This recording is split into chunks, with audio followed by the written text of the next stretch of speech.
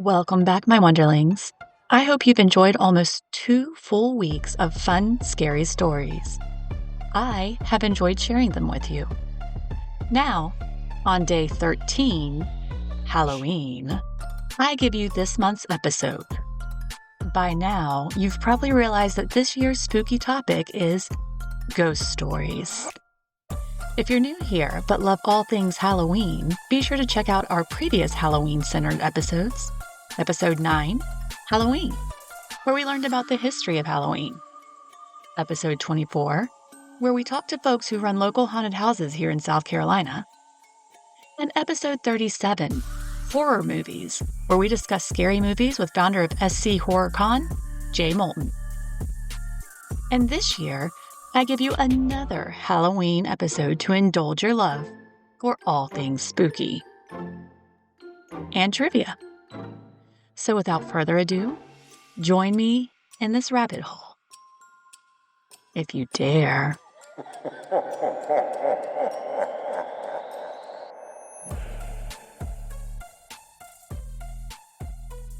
When do you think the first recorded ghost story occurred? Probably like a year after things started being written down. In the 1700s. I am going to say probably even before Homer's Odyssey, but I can't think of anything, so I'm going to say Homer's Odyssey. 85 BC.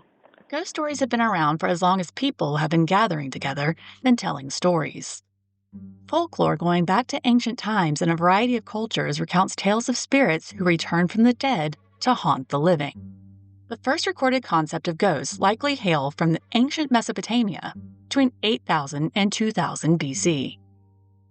Archaeologists have reportedly found evidence of the belief in ghosts from that period, including written sources on how to protect oneself from ghosts, how to send a ghost back to the underworld, and spells related to necromancy to allow a person to summon a ghost to ask a question before sending it back from whence it came.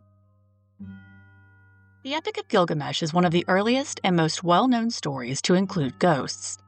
In some versions, Gilgamesh's companion, Enkidu, dies during the story and later comes back to describe the dismal afterlife of the dead in the underworld. Stories of ghosts and things that go bump in the night have been used for centuries as a way to entertain, but they were also used as cautionary tales. Stories such as Charles Dickens' A Christmas Carol or Washington Irving's The Legend of Sleepy Hollow are popular stories that each serve to elicit a specific behavior out of the audience. Even simple stories, like those you may have grown up with in Scary Stories to Tell in the Dark, sometimes serve a lesson. Decades later, I still sometimes check my back seat at night. You know, just in case. The ghost story, which I'm using that term colloquially to mean scary stories in general, has evolved as people have evolved and our environments have changed. The earliest ghost stories created some of the imagery we still see today. Pliny the Younger described a house haunted by a ghost bound in chains back in 50 AD.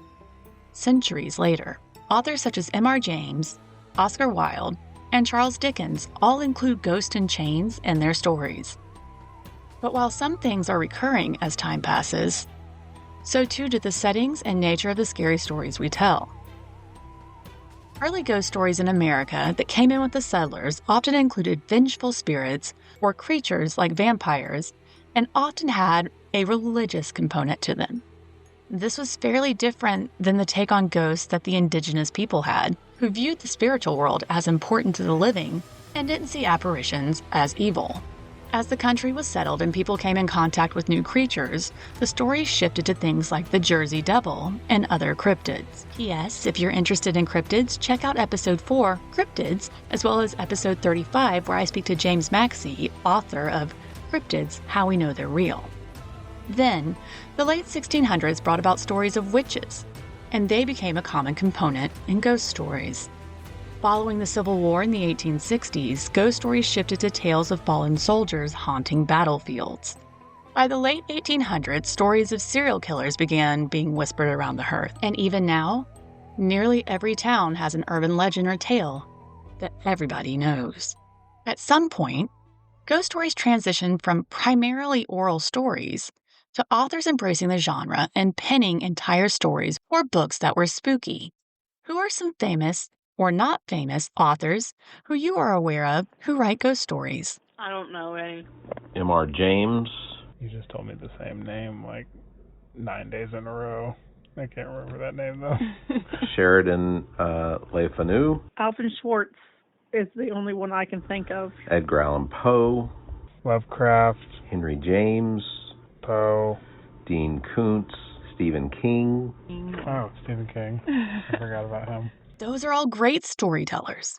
Funny story though, while I was researching this, I accidentally stumbled upon an article that was discussing famous authors who were believed to be ghosts. I was entertained enough, though, that I'm going to share that list with you now. The first on the list was H.P. Lovecraft. There are claims that H.P. Lovecraft appeared as a ghost to a Brown student who was renting his former residence, one in which he wrote The Call of the Chulu. Anne Bronte also makes the list, apparently being seen in ghostly form in Long Island, after a staircase from a home where she was governess was used in a renovation. Apparently, Nathaniel Hawthorne, his son, and his cousin all regularly haunt a mansion in Salem, Massachusetts. And no surprise that Edgar Allan Poe closes this list. If stories can be believed, he's a ghost about town, purportedly haunting catacombs of Westminster Presbyterian Church in Baltimore, at a bar in Fells Point called The Horse You Came In On, as well as wandering through tunnels, through hospitals, and a military fort. And like I said, a ghost about town. But as far as famous storytellers go, who write stories, and who may or may not be ghosts, the ones mentioned here are all great. M.R. James and Edith Wharton both have wonderful collections of ghost stories. In addition to some of the ones mentioned, I think you can probably include Bram Stoker for Dracula, Henry James, the author of The Turn of the Screw, and Shirley Jackson, who wrote The Haunting of Hill House. There are plenty, and all of them are so good. But what makes a ghost story good? If it's real, I believe in ghosts. Just all the eerie details in the setting, the creaks and the rustling of a critter and decrepit chains and whatever it is. I think how it's told is what makes it good or not. If the author really, or storyteller, brings you into the story. I don't think the ghost is what actually makes a good ghost story, because the ghost in a ghost story is usually a prop. I think that the best ghost stories are about the people, because it's their reaction to the fear or the grief that they have. So the questioning of like whether a haunt is actually real or if it's something inside. I think that a good ghost story has, the best ghost stories are the ones where it is the living that are reacting to the fear. We've talked a little about M.R. James, but he penned a piece called Some Remarks on Ghost Stories in 1929, in which 5 key features were identified for making a compelling ghost story. Number 1, there should be a pretense of truth. Number 2, it should be both pleasing and a terror. Number 3, there should not be gratuitous bloodshed or sex. Number 4, there should be no explanation of the machinery. And number 5, it should be set in the reader's own time. While there are plenty of stories that fall outside of these guidelines, I think that even in modern stories, much of this holds true. The scariest stories are the ones that could happen to you. So whether you enjoy scary stories in the dark, or telling eerie tales around a campfire, or just love a good haunting, ghost stories are a wonderful way to be entertained. But also, some studies suggest that there's a psychological benefit to hearing ghost stories, which allows people to safely confront and process fears, offering a form of catharsis that can reduce stress and anxiety. Over the past 2 weeks, I've shared 12 tales that are fun, scary stories, but there are so many more out there. What is the scariest tale you've ever heard or read? I don't know of the scariest tale. I have a hard time remembering ghost stories when people tell me them. The Moonshiners. For real, what's the scariest story you've ever heard or read? Yep. By Stephen King? Mm-hmm. Probably about this investigation about a demon called the Elemental. I think Stephen King's Pet Sematary is probably one of the scariest books that I've read. Well, my Wonderlings, I hope you have a spooky Halloween. And until next time, be safe, be kind, and stay curious. The Welcome to Wonderland podcast is copyrighted by Amii Bland and is distributed by Big Media, LLC. This podcast is recorded in and around Columbia, South Carolina. Any thoughts or opinions are those of the hostess unless otherwise indicated. Subscribe to this podcast wherever you get your podcast. Please like, follow, and share the podcast. Check out the Welcome to Wonderland linktree at linktree/WTWLpod to find out where to join me on Facebook, TikTok, Instagram, and more. When you find me, be sure to follow, like, share, subscribe, do all the things. It helps me grow. Visit www.wtwlpod for more information and to contact the hostess for corrections, additional information, or requests for episodes. Be sure to check out the other great Big Media podcasts. The All About Nothing podcast with Barrett and Zach is the OG podcast that got us all started. Black, White, and Blue in the South with Dr. Jamil Brooks and Bill Kimler gives us a look at blue politics and a red state. What the Pod Was That? With Carrie, Barrett, and Zach will make you laugh out loud as they watch the best and the worst of what the internet has to offer.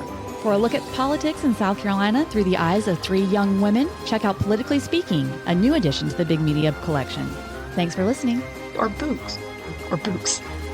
Books that were spooks. Well, my Wonderlings, I hope that you have a spooky. That was a weird spooky. Like a cow. It's close to the end and I'm so tired.